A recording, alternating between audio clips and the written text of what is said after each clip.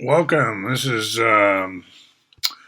June 10th, 2023. I'm going to go through a slideshow that I often go through on this channel. I'm giving impressions, different ways one could do the same slides, kind of coaching my invisible army of presenters out there. People have already taken on presenting these slides because they understand the material and they want to, they think it's important. And I might be doing some of your slides, right? Because we swap slides around. We swap slide decks around. So this is kind of, here's how I do this slide deck. And you may have seen me do other slide decks. This one's by me, but you may see me do slide decks that aren't by me. And when I say by me, they're still going to have artwork and stuff from other people because I collaborate a lot. So I'm not saying I take total credit or anything.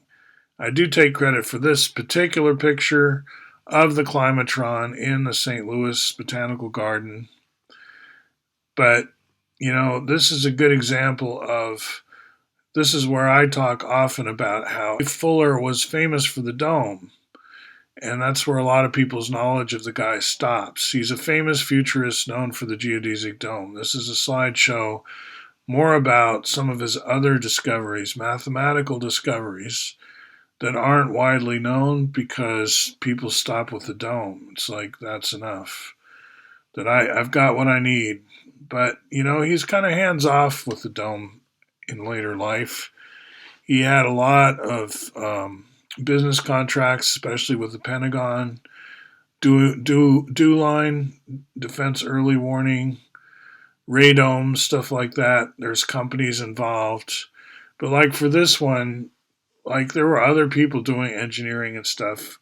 And so a lot of people were thinking he's not really that much an architect or engineer. He seems to take credit a lot, but we did all the work. Why is Bucky so celebrated? Well, partly because he was an expert in self-promotion. And he milked all of his inventions to maximum advantage for himself. And why did he feel good about doing that? Why did he hog the limelight, you could say? Well, he felt he was on a mission, and these other math discoveries of his would also be important. And so he did think he had some kind of important, critical role to play, but he didn't want to dumb it down and make it be some kind of like religious messiah kind of thing. Like he wanted to stay sane by normal standards, right? He was trying to walk his talk and at the same time pay attention to his legacy. So when his integrity was attacked, he would fight back in various ways. It's like, you're right, I shouldn't be taking all the credit for these things. On the other hand, what one little individual can do once they put their mind to it and dedicate themselves to serving all humanity, see, that was important to him. This wasn't just about helping the Americans or something like that, even though he worked closely with the Pentagon, right? Because actually on a small planet like this, if it's for everybody, it's for the Americans. If you're here like trying to start fights and start trouble, don't assume that's good for Americans, right? Might be good for your ethnicity. So what is Synergetics? Focus on Applewhite while we're talking about, Americans, because he was one of those intelligence people, right? CIA guy, and you should study his life and figure out what role he played if you're interested in anything to do with that community, right? He knew a lot of people. He lived a long time.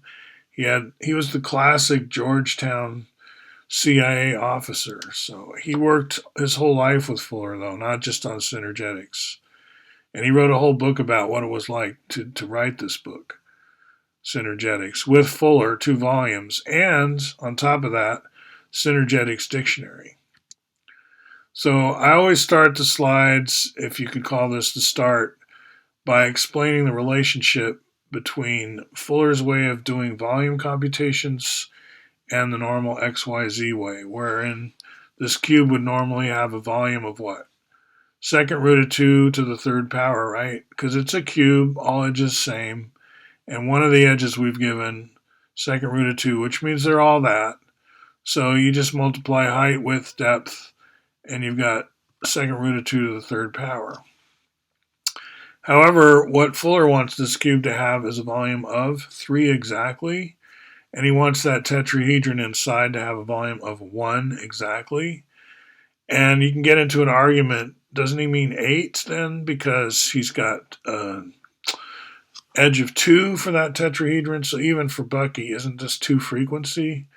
And 2 frequency tetrahedron has volume 8 and so forth, but I'm saying no, this 2 refers to 2 sphere radii.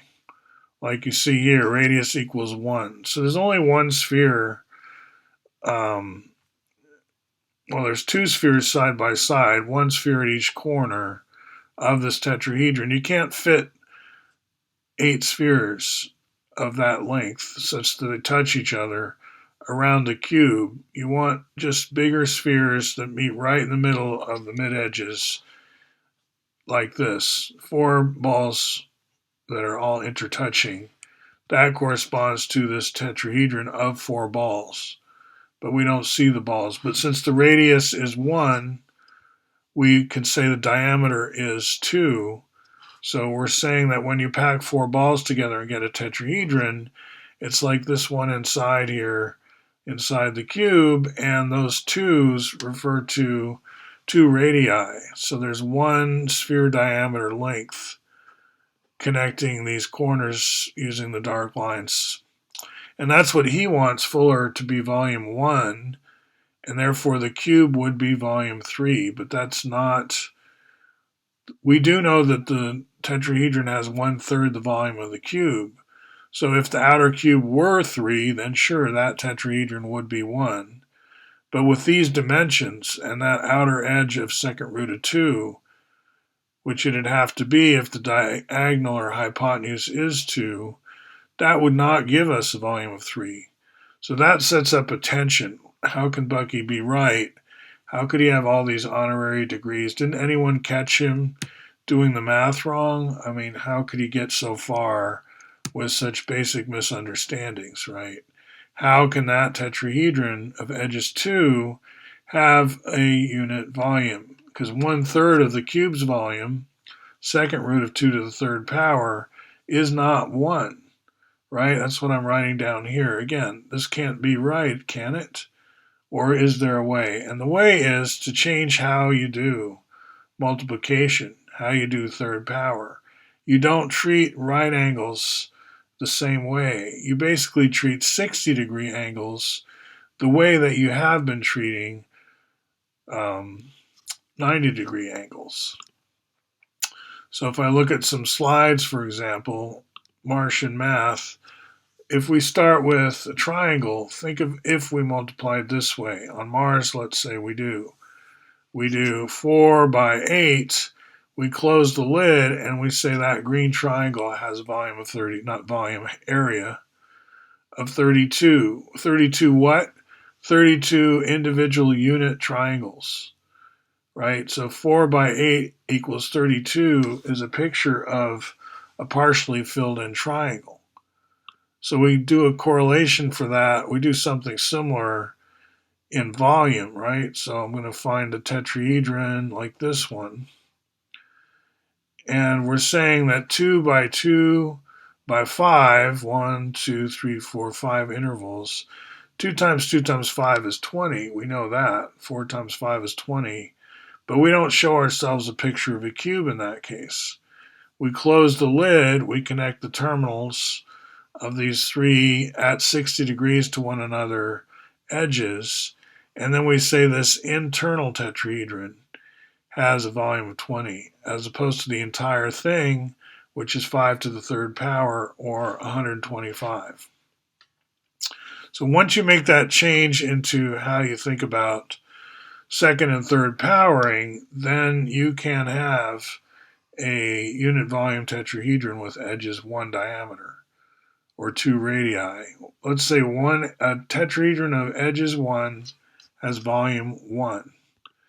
And that means you can't use your usual base time height formula for a tetrahedron. What we've been using instead is like here's a plane net for the S module with all these um, square roots or second roots for the different edges. It folds up into the plane net folds up into an S module, as shown by this picture here. That's what we call an S module. So we don't just do base times height or whatever. We use one of those formulas that lets you put in the edges, the six distances, put in the six distances and get the volume back out. And there we already had a few options with ordinary XYZ math, with ordinary volume. So we just needed to tweak those a little bit because there's a constant difference between doing it the XYZ way and doing it the IVM way, isotropic vector matrix. So in other words, I can always start from first principles with any tetrahedron and get its volume using its six edges in several different ways, and I get the tetra volume. So edges 1, volume 1, or edges 2 radii, volume 1. 2 edges equals 1 diameter. 2 radii equals 1 diameter. So you can say the edges are 2, the edges are 1. Either way, the volume's 1, and therefore the cube that it's embedded in is indeed volume 3. So with the primitivity or the sort of conceptual irreducibility of the tetrahedron, Fuller goes back and kind of does some maverick, contrarian semantics. Synergetics has some polemics to sort of break away from and make a new branch, forks away from standard XYZ math now that we have a different way of multiplying. Why do we say space is three-dimensional anyway? What was so special about three right angles? Aren't we always in space no matter what? It's like you're drawing these individual points and lines and saying they have 0 or 1 dimension, but you're aware of them. You're separate from them. You're watching it being drawn. So there's space involved, your own distance from what we're talking about. You may think reading Edwin Abbott's Flatland that you can subjectively imagine yourself as a two-dimensional being. But really, can you do that? I mean, aren't you imagining yourself as a square, but you're seeing the square? So you're really above the square, separate from the square. Where we start in Fuller's universe is with container. You don't really have any beginning more primitive than I'm inside something or something's inside me. And to have inside outside, you need the full containment of a sphere. You can't get away with a circle. But a sphere is too complex. Let's start with a tetrahedron, as long as we're just doing wireframes and stuff. Let's have the tetrahedron be our primitive beginning of conceptuality, space, volume, whatever it is we want to call it, res extensa, old Latin name for it. So he starts with a tetrahedron to anchor his concept of dimension, and therefore he says space or volume is 4D because it's got 4 points, 4 faces, everything about it is very 4. And once you've got this unit volume tetrahedron, using closest sphere packing in the IVM, we call it, same as the CCP or FCC. Then you've got these very simple other whole number volumes. 4 octahedron, same edge lengths. With the rhombic dodecahedron, it's the long edge of each diamond that corresponds to our prime vector. And with the cube, you've seen it's the diagonal of the cube. And then if you do that, you've got these volumes, very simple volumes. And this is what Fuller was thinking was super important. He has something new to say about our most simplest volume shapes as to how we could use the tetrahedron in place of the cube, replace how we think about second and third powering, and suddenly these whole number volumes start popping up. Wouldn't this be a lot easier as a teaching method and not to displace what we already have, because we're not going to be able to reinvent every wheel and throw out the XYZ stuff anytime soon. So the two ways of thinking are meant to complement each other. You think like an Earthling and you think like a Martian. Once you've got these nice whole number volumes, then fractions of the tetrahedron and or the octahedron become simple as well. 1/24th for the A and the B module. We have A, B, we have BEAST modules, BEAST, to help you remember what's possible. And then you can add two A's and a B, left and right-handed A's, so they come handed. Remember what the A is. It's 1/24th of a regular tetrahedron. But you have 12 left, 12 right. Same with the B, 12 left, 12 right. You can actually assemble these into what we call mites, which are space fillers, and we get the whole discussion of what tetrahedra fills space without left and right. And once you have a mite, you can't tell whether it was made from two A's and a left B or two A's and a right B. The A's being complementary left and right. So it could be right, right, left, or left, right, left. Anyway, B's are on either side of a pair of A's, and that's a space filler. And then there are other space fillers in this neighborhood. Mathematician named Goldberg, building on mathematicians, say Somerville and some others, did an inventory here. And Fuller, he's not maybe aware of this research, but he's going over some of the same territory.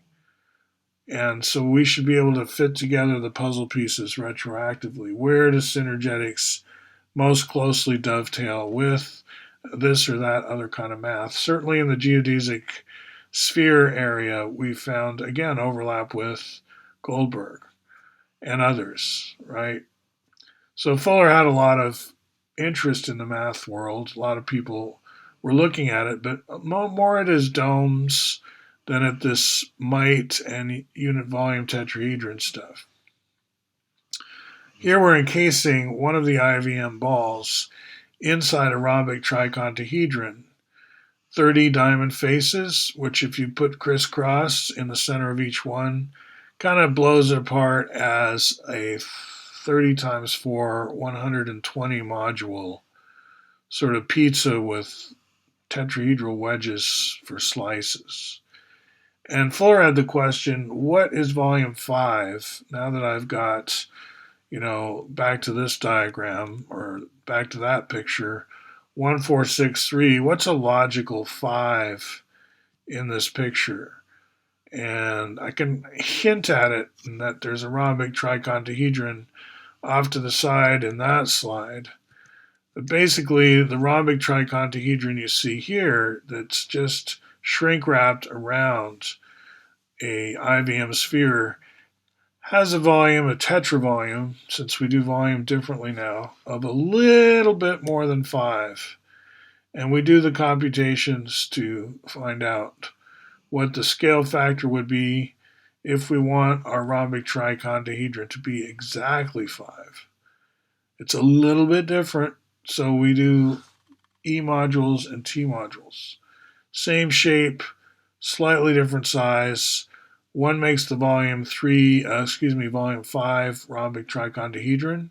That's what the T modules do. 120 of them make it exactly 5 volume rhombic tricontahedron, which we can then scale that up to the 7.5 rhombic tricontahedron, that's tetravolumes, and find that its vertices, it shares a bunch of them with the rhombic dodecahedron of volume 6. Fuller pays a lot of attention to this very small difference between his T and E modules. And there's the scale factor to go between them at the bottom of this slide. So this is the ballpark in which he plays. He also comes up with this S module. This octahedron is the volume 4 octahedron that's in our concentric hierarchy of polyhedra. And inside of it is face bonded or face flush. Faces flush inside this rhombic, or inside this octahedron is an icosahedron. Faces flush. And we have a way of building up to its volume independently and then showing that adding the 24S modules takes us to volume 4 very precisely. Casey House has done some beautiful graphics in this area. And so out to 60 decimal places, I'm computing the S module's volume. I'm taking 24 of them, adding it to a known volume of that icosahedron, and getting precisely 4 as my answer. How we get that internal icosahedron is we start with a 2.5 volume cube octahedron and kind of skew shift it. We discover that multiplying by what we call the S factor, which is the S volume to E volume ratio, multiply S factor times 2.5 and do it again. So S factor to the second power times the starting cube octahedron effectively rotates it with the edges following along the octahedral rails to where we get an icosahedron. And its volume is 2.9 something or other, right? 2.91796067500, blah, blah. Keeps going. Not true that Fuller was scared of irrational numbers, so-called, right? There's misconceptions that Fuller does not have any irrational volumes or something like this. Well, philosophically, he did live in a kind of a discrete, non-analog universe. So ultimately, things all come down to digital, in a way, quantum. So you could say he didn't have irrational numbers in the sense of infinite precision, but he didn't believe in infinite precision. Like energy doesn't get down to that. So anyway, as far as what we call irrational numbers, they're in synergetics, and a lot of them. All the second root symbols and stuff are there. Koski identities here, if you scale up and down your S module by phi, all edge links go up by 1.618. Then the volume goes up by that to the third power, phi to the third power. Or give me an S module and shrink all its edges by phi, and volume goes down now by 1 over phi to the third power. So you take these phi scaled S modules and combine them, certain number of one, certain number of the next one up, size-wise, and so on, and you can get all the volumes in the concentric hierarchy. And I like to show this off in interactive Python exhibit in the cloud, which teachers come and take a look at, share with their students. Again, how we compute volume of a tetrahedron in the first place, we won't just do base times height usual formula the way people do, because we've changed how we do multiplication and second powering, third powering. We look at 60 degree instead of 90 degree. And so we have this all edges way of computing volume. And we can build that into a tetrahedron class in Python such that when we feed it all ones, volume of all ones, this is a screenshot. I was going to try to run it, but screenshot. Then we get back the volume of 1. But in the XYZ world, that same tetrahedron, we would say has edges 2, because 2 are 1 diameter, edges 2. Consider that 2, the radius of those spheres, to be the Cartesian, well, that 2 of 2 radii defines the Cartesian XYZ length of r. R equals 1 in Cartesian world, let's say. And therefore, our tetrahedron has an edge of 2, because d equals 2r. Sphere diameter is the length of our tetrahedron, so the length of 2 in that case. What would the XYZ volume be in that case? It would be 0.94289, etc. In other words, it would be a little bit less, the XYZ volume. If we were measuring in terms of unit cubes of edges r and pouring water into our tetrahedron of edges 2, it would be about 0.94 cubes would be necessary. In other words, there's a little more water in a unit edge cube than in a 2 unit edge regular tetrahedron. Just a little bit more, about 6% difference. And we call that the synergetics constant. So we have this S factor, which is the ratio of the S to E modules, and we have the synergetics constant. So we've got this research that's subsequent to the 2 published volumes by Macmillan. In other words, the S factor, synergetics constant's in there, but the S factor is something that David Koski pioneered. His whole thing has been phi scaling the various modules, E module, S module, just like Joe Clinton has pushed forward with the jitterbug transformation. Added a whole bunch of new material that is not necessarily in synergetics. In other words, these memes, these concepts have continued to elaborate and evolve, and there's room for a lot more research in here. I'm a very finite guy, and so the kind of stuff I'm able to track and turn into slides is just a tiny piece of it. Maybe an important piece. I'm not saying this isn't critical, but on the other hand, what more can we discover given this change in axioms, change in geometry, how we multiply? It's pretty basic. So here's the sphere packing sequence. 1, 13, 55, 147. That's the cumulative total number of balls as we pack concentric layers around a nuclear ball. So 1, 12 around that makes 13, 42 around that makes 55, 92 around that makes 147, and so on. We talk about the jitterbug transformation as displayed in sphere packing. If we hollow out an icosahedron made of balls packed together, we can distort it into a cuboctahedron in a certain way without changing the number of balls. This turns out to have relevance to virology, actually. Now on the left, far left, you see rhombic dodecahedra packed together, diamond face to face, each one containing like a white ping pong ball. Those are the spheres in closest packing that we keep talking about. The FCC or CCP.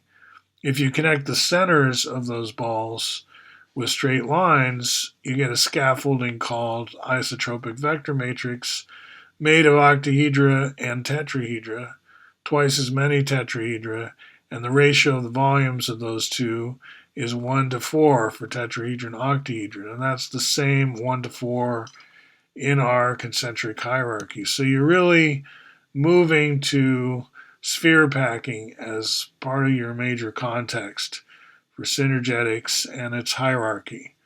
The way its polyhedra embrace one another, kind of like Russian dolls, that happens around each ball in the IVM.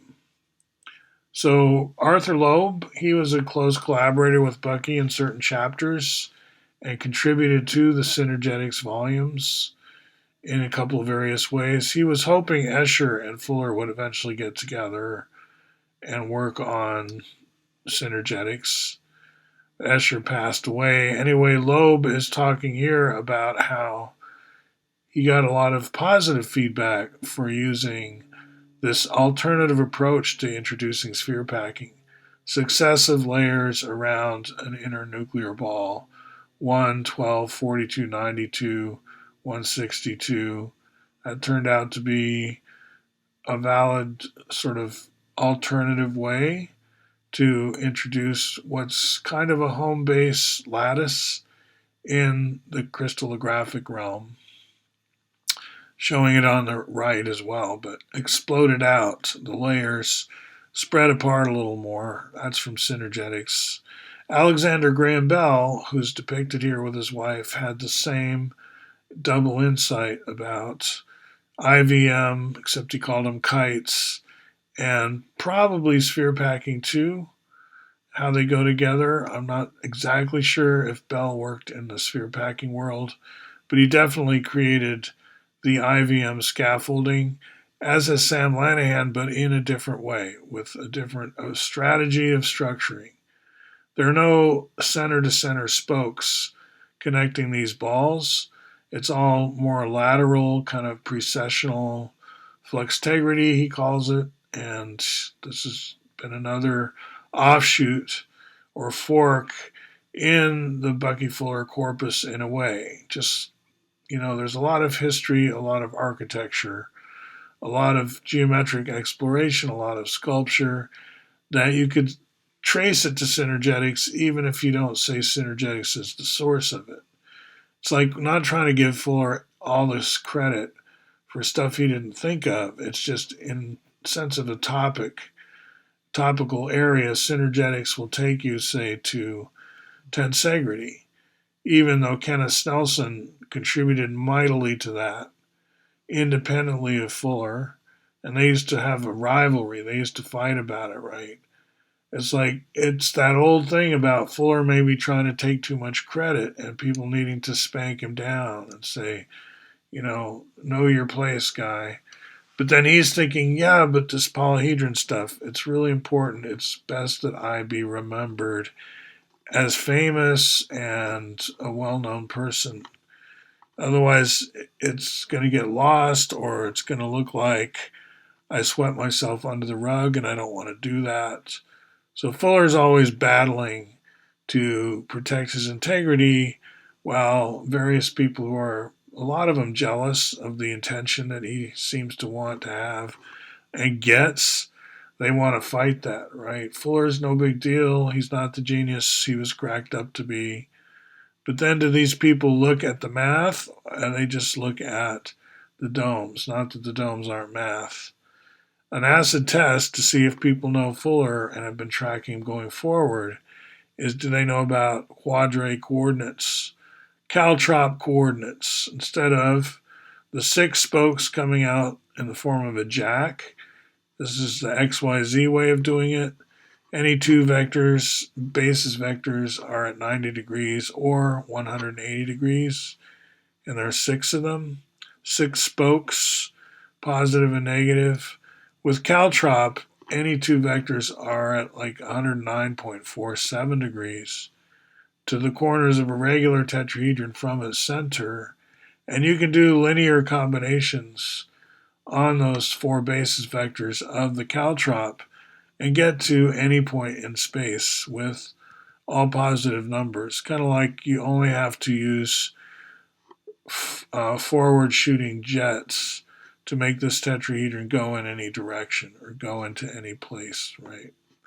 You don't need negative numbers if you have 4 tuple addressing of space against these 4 basis vectors of quadratic coordinates. Now we can argue, should they really be called basis vectors? Don't 3 of them create the other one? And there we get into semantics, definitions, philosophy of mathematics, grammar. So there's a lot more that I could get to, such as take any 4 vertices in the CCP at random, connect them with 6 edges. You're going to find the tetravolume is always a whole number. Tetravolume is always a whole number when the 4 corners are IVM or CCP balls. The quadre stuff has been at the Math Forum. It's been discussed at great lengths, spread around quite a bit. That's why there is somewhat of an army of people. Many of them I don't know. Like, I'm not the guy to boss everyone around.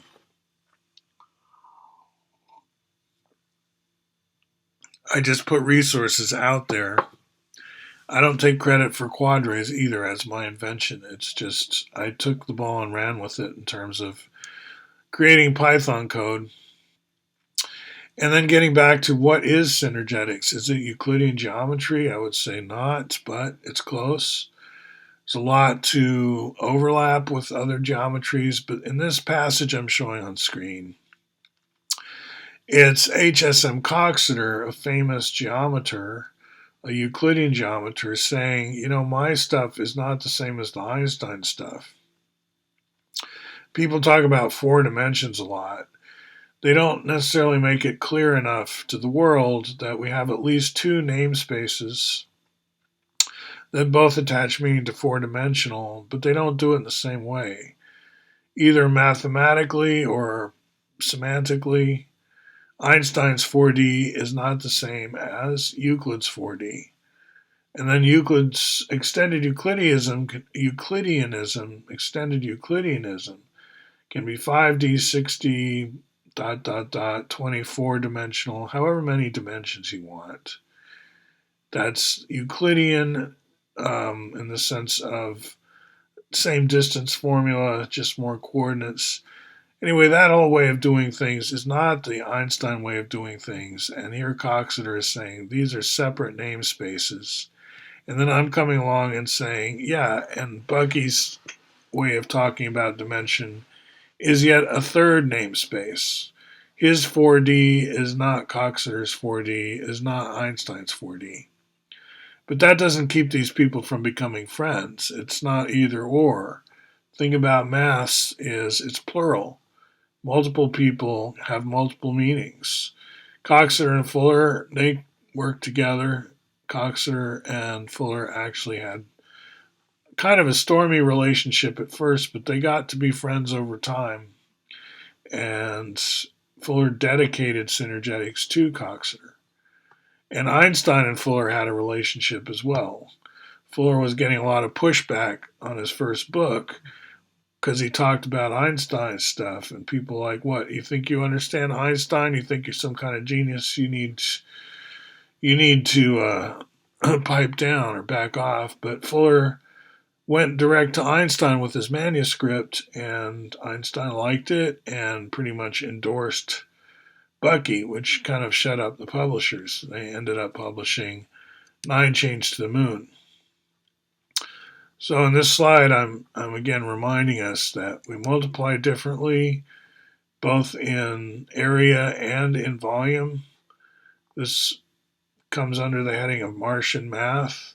And I have a whole storyboard where we take this alternative civilization with this synergetics way of doing things and make that like ETs and have ETs and Earthlings collaborate on building a hydroelectric dam, which is what this is supposed to be showing. The concrete is being carried out over the growing dam in a bucket, but the bucket's tetrahedron shaped.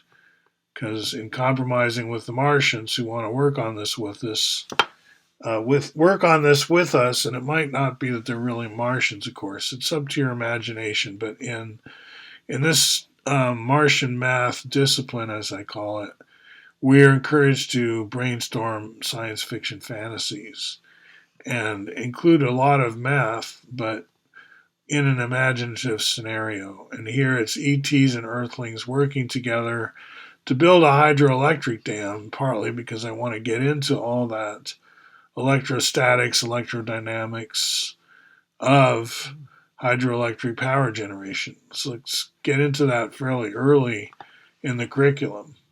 Silicon Forest out here, we've got Bonneville Power. We're really into hydroelectric. It's as a topic at all levels in K through 16.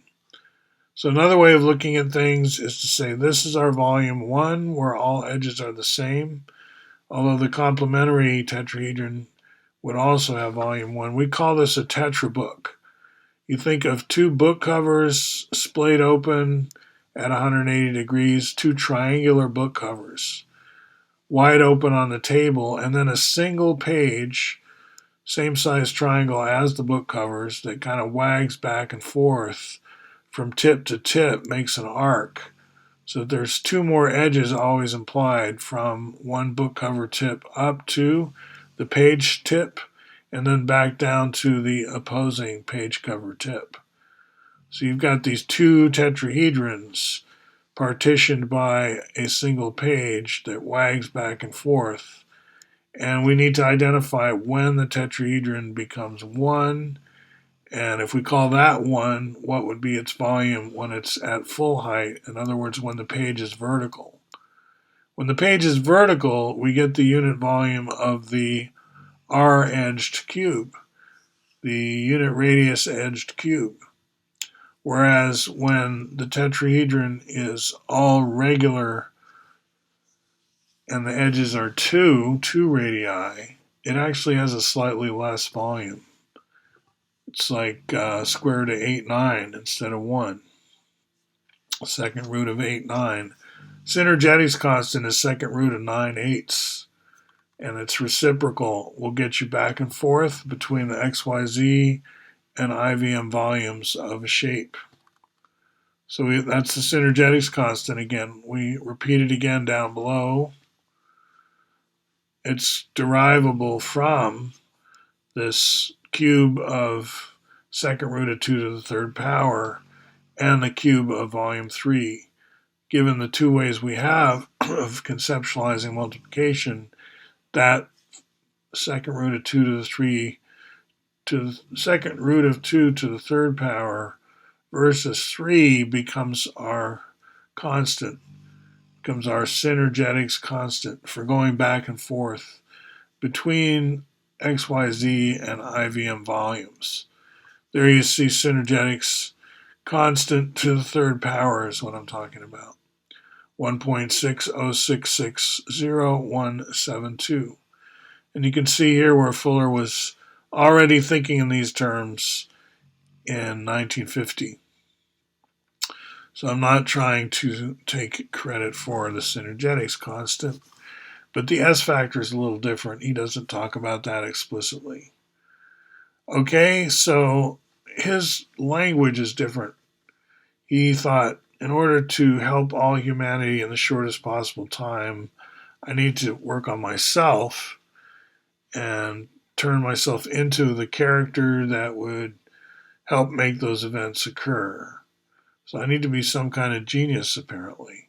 I mean, I don't know if that was his thought process, but he was always telling us, if you commit yourself to serving all humanity the way I did, then your technology or your thinking will improve drastically if your commitment is sincere and so on. So he thought words and the meanings of words is going to be the battlefield. That's where he needed to be, is in polemics and rhetoric. He needed to hammer synergetics into a linguistic form where it could be transmitted. His insights needed to be breathed into something in print.